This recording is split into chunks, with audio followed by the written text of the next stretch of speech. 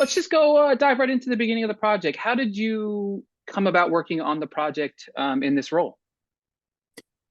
Well, it started with I had a conversation with Basil Iwanek and Eric Ali from Thunder Road, and we'd done a couple of films before and then enjoyed working with each other. So we're trying to find something, and Basil brought this up, and he was like, "Listen, I have this project that John Woo is directing, and he wants you to play the lead. And the kicker is there's not a line of dialogue in the whole film."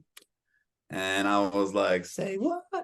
And yeah, and then I read the script, and I was amazed by how well it read, and it had such an intensity, and even though there was no lines of dialogue, the description of the character's inner dialogue and the description of his emotions were like really well described and detailed. So I ended up using all of that when I created all this sort of inner dialogue that the character needed in all these scenes.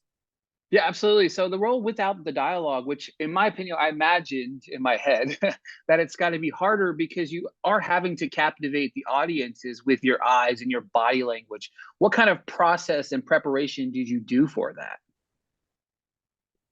I mean, I was like, I did it all. I watched it all. That's sort of how I work. I watched a bunch of Buster Keaton, Charlie Chaplin, and I also watched films with more, like sparse dialogue, like Le Samurai, the Melville movie.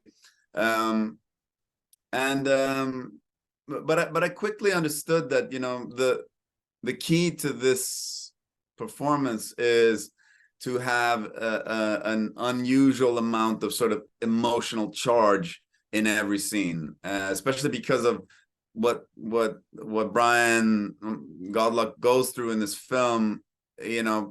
Basically from scene 2 in the movie, he is filled with the deepest despair and grief and absolute like red burning hot rage.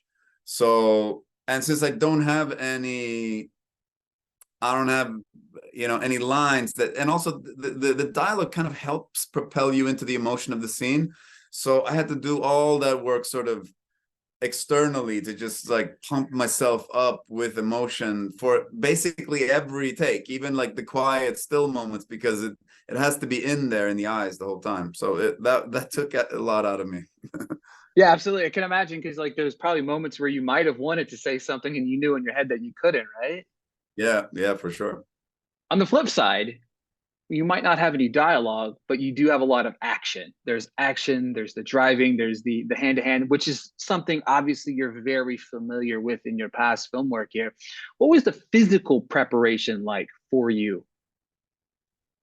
Well, it was pretty extensive. I was training with it's a group of stunt guys and coordinators that I've worked with for several years over the course of several films, and I was able to bring them into this movie as well, and we were talking early on like how we wanted to make this dynamic. So Jeremy Marinos is he was one of the main fight coordinators on the John Wick movies, and he's going to become a big action director in his own right.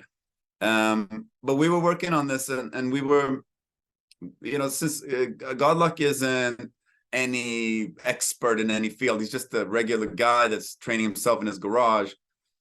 We wanted to make the action exciting by just making it really gritty and ugly and realistic, more like real fights actually look and feel like. So the way that we designed that was, instead of over choreographing like each moment, we choreographed anchor points in the fights, and then how we get from like anchor 1 to anchor 2, that's a real scramble and like a real fight, improvised between me and the stunt guys. And because I would train a lot with my guys on the side, we would train jiu-jitsu and Muay Thai, and we're very comfortable working with each other. So we felt like we could turn up the intensity in those sort of scrambles and improvised moments, and made it pretty gritty, and we were able to do that without hurting each other that much.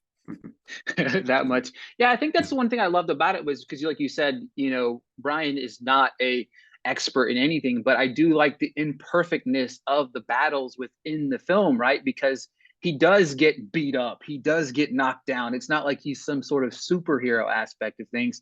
He does get hurt. You do see him get wounded. I think that was an important factor in maybe especially the early battles of the film, right?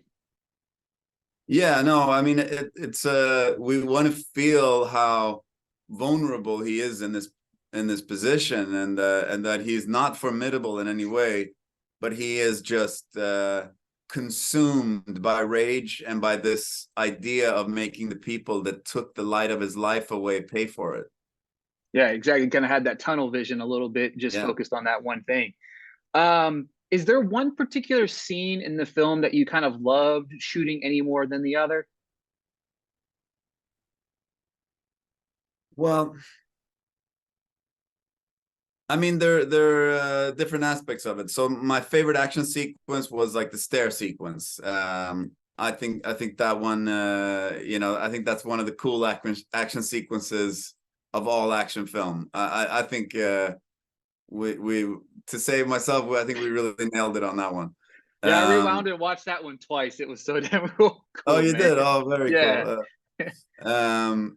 But then actually, there was one of the dramatic moments that it was such a nice collaboration with John. It was this scene where I walk into my son's bedroom for the first time after he's dead. That room has been, he hasn't been able to emotionally step inside there. And then when he finally like steps inside, and the scene was, John had prepared the scene with, there was some like light cues that changed when I started reminiscing. I got flashbacks, and I told John immediately, I was like, listen, I got to sit down on the bed. And, the bed is, any parent knows, like the relationship to their child's bed is incredibly emotional. It's, is where you put your kid to sleep, where you fall asleep next to your kid. So if, a tragedy like this happens, that's going to be very, very loaded. And then I said, like, I think maybe we should have like a flashback with the kid in the bed. And John was like, he looked at me and he was like, good idea.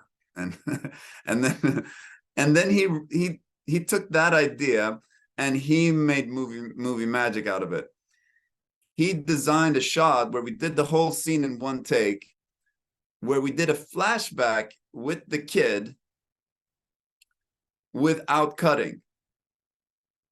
So it's a scene where I lie down in the bed, and he zooms in on my eye, and I'm crying, and then he zooms out, and then the kid is there, because we Hollywood in the kid. That's what you say when you like cheat something in. So we Hollywood in the kid, and then I have the moment with him, and then he zooms back in on my eye, and then we remove the kid, and the light changes back to cold. And I thought it really worked, and I love that relationship with John, that we were able to bounce ideas back and forth, and then he would rework it in his genius film brain, and make some movie magic out of it.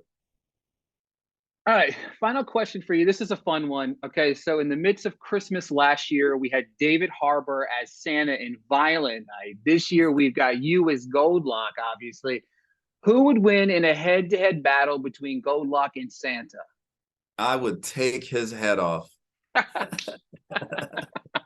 Perfect, perfect. Joel, thank you so much for your time today, man. Incredible work on the film. It's magnificent. So thank you. Thank you so much. I really appreciate it.